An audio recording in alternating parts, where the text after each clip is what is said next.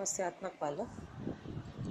कुछ बालक का व्यवहार जो होता है सामान्य ना होकर कुछ असामान्य सा होता है। उनके सामने समावेशन की बहुत समस्याएं होती है। समस्यात्मक बालक के संबंध में वैलेंटाइन ने लिखा है कि समस्यात्मक बालक उन बालकों का कहा जाता है जिनका व्यवहार व्यक्तित्व किसी बात में गंभीर रूप से असामान्य होता है। इन्हें कहते हैं समस्यात्मक बालक। समस्यात्मक बालकों के प्रकार में आप चोरी करने वाले बालक जो होते हैं, झूठ बोलने वाले, शाला त्यागी या शाला नहीं आने वाले बच्चे, जो अनुशासनहीनता करते हैं, विद्यालय के सामान को ख़राब करते हैं, तोड़फोड़ मचाते हैं, इन सब बालकों को भी हम कह सकते हैं। साथ ही छोटे बच्चों को तंग करने वाले, परेशान करने वाले, उनको भी हम कहते हैं। इसके साथ ही जो कक्षा में देर से आते हैं तो अपना जो कार्य होता है, शिक्षण जो कार्य होता है, उस पर ध्यान केंद्रित नहीं करते, इन्हें भी हम समस्यात्मक बालक कहते हैं। तो इन बालकों की जो विशेषता होती है या लक्षण होते हैं, ये यही होता है कि आत्मविश्वास की कमी होती है और अपने ऊपर ध्यान आकर्षित करने के लिए ये सारी हरकतें ये सब करते हैं कि लोग मुझे देखें, मुझे जाने। क्योंकि शिक्षण इनका जो होता है बहुत अच्छा नहीं होता, तो शिक्षण को छोड़ के जो अलग चीज़ें हैं उस पर ये ध्यान आकर्षित करते हैं। ऐसे बालक को सहानुभूति और प्रेम की बहुत इच्छा रहती है। वो चाहते हैं कि लोग मुझसे अच्छे से बात करें, बहुत सहानुभूति दिखाएं, परंतु उनका व्यवहार ऐसा होता है कि लोग उनसे बात करना नहीं चाहते हैं। इसके साथ ही समस्या बालकों की जो शिक्षा है उसको हमको किस तरह से करना चाहिए। ऐसे बालकों के लिए हमको गाइडेंस काउंसलिंग सेल या बोलना चाहिए परामर्श केंद्रों की स्थापना करनी चाहिए, ताकि इनको सही गाइडेंस मिल सके और ये अपने कार्यों को सही तरीके से संपादित कर सकें। इसके साथ ही संतुलित पाठ्यक्रम तथा संतुलित भोजन, शिक्षण, जो अधिगम सामग्रियां हैं वह सबका व्यवस्था करनी चाहिए। इसके साथ इनको उत्तरदायित्वपूर्ण कार्य कर देना चाहिए, जिससे क्या होता है कि ये सोचेंगे कि मुझे बहुत रिस्पॉन्सिबिलिटी वाला कार्य मिला और इसको अच्छी तरह से वो कर पाएंगे, क्योंकि इनका मेन मोटो तो यही होता है कि ग्रुप में अपनी पहचान बनाना। इसके बाद आता है अधिगम निर्योग्य बालक। अधिगम निर्योग्य, अधिगम असमर्थ बालक जो होते हैं, वह बालक अधिगम जो होता है, लर्निंग, हमारा सीखने का जो स्थिति होती है या सीखने की क्षमता जो होती है, वो बाकी बच्चों से कम होता है या एकदम नीचे कैटेगरी का होता है। इन्हें नॉर्मल चीज़ें, जो जीवन जीने की जो नॉर्मल चीज़ें हैं उसको सीखने में बहुत समस्या का सामना करना पड़ता है। यह अधिगम निर्योग्य। और इस जो हम विषय पढ़ रहे हैं उस विषय का मेन जो है वो यही है, लर्निंग डिसेबल्ड चाइल्ड के बारे में हमको लर्निंग किस तरह से होती है, उसकी एजुकेशन कैसी है, वह इस विषय में पढ़ना है, तो इस पर विशेष ध्यान देने की आवश्यकता है।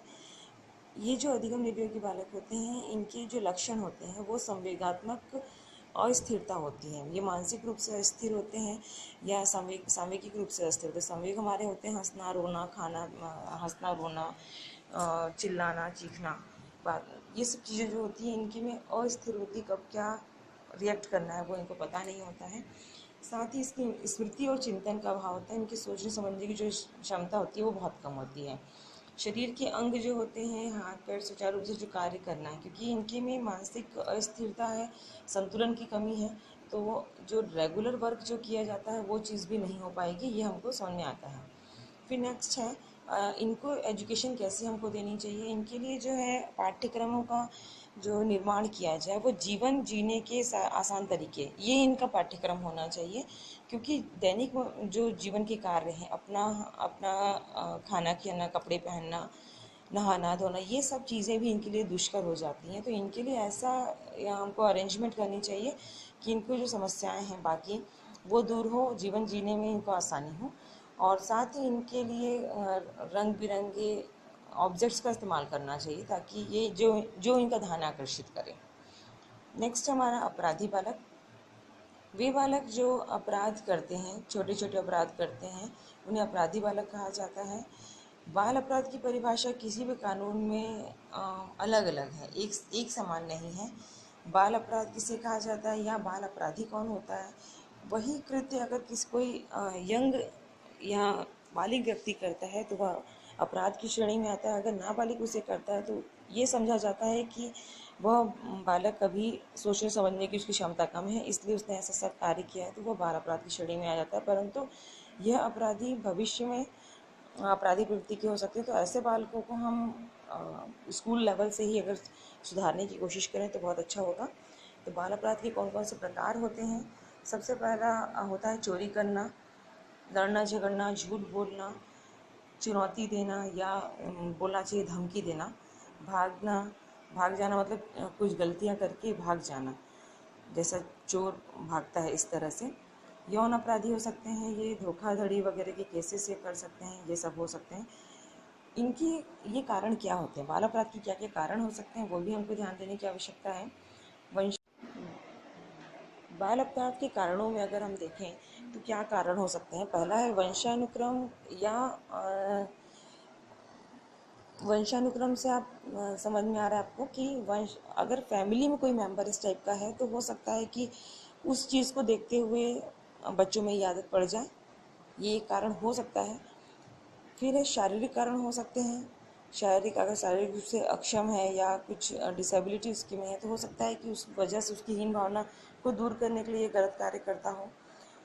तीसरा है पारिवारिक कारण। पारिवारिक अगर आर्थिक रूप से जो समस्याएं आती हैं या परिवार में जो व्यवहार है परिवार वालों का या घर का माहौल अच्छा ना होना, ये भी एक कारण होता है।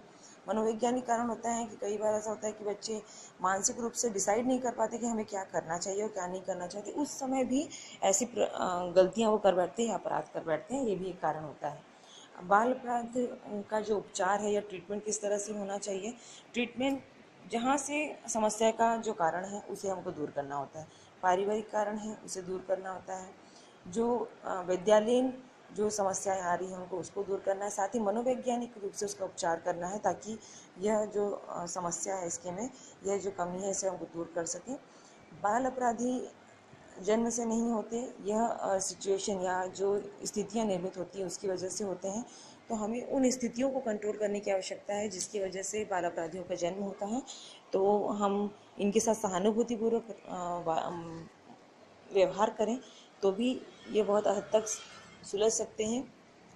साथ ही इन्हें लीगल चीज़ें वैधानिक जो हमारे न्याय में जो कॉन्स्टिट्यूशन में जो बताया गया है, जो अपराध के दंड बताए गए हैं उनके बारे में जानकारी देनी चाहिए ताकि इन्हें पता चले कि अगर हम ऐसा कुछ गलत कार्य कर रहे हैं तो भविष्य में मैं कितनी बड़ी परेशानी में आ सकता हूँ या मुझे जेल हो सकती है। ये सब चीज़ की जानकारी अगर रहेगी तो हो सकता है उनकी जो प्रवृत्ति है उस पर वो कंट्रोल करने की कोशिश करें।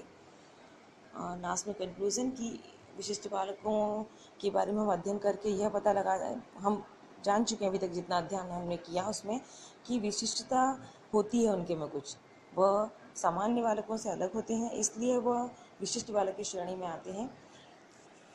इन सभी बालकों के बारे में हमें इस विषय में ब्रीफली अध्ययन करना है। साथ ही विशेषतः हमको अधिगम निर्योग्य बालक या अधिगम असमर्थी जो बालक है डिसेबल्ड चाइल्ड उसकी एजुकेशन के लिए गवर्नमेंट ने क्या पॉलिसीज़ अडॉप्ट की है और क्या कौन कौन सी चीज़ें हम कर सकते हैं उनके सहयोग के लिए, इन सब चीज़ों के बारे में विशेष ध्यान देना है। साथ इसके साथ समावेशी शिक्षा, पहले हमने ये कहते थे कि इनके लिए अलग से एजुकेशन अलग से विद्यालयों की स्थापना, परंतु एट प्रेजेंट हम ये कह रहे हैं कि हमारे सामान्य बच्चों के साथ ही हमारे एक ही कक्षा में बैठें ताकि इनके में अलगाववाद ना आए, इनके में हीन भावना ना आए। तो इन सब चीज़ों को देखते हुए हमें एक विशिष्ट बालक के बारे में संपूर्ण जानकारी प्राप्त हुई। Thank you. मैं Archana Tripathi, assistant professor education, MG college Bhilai. Thank you.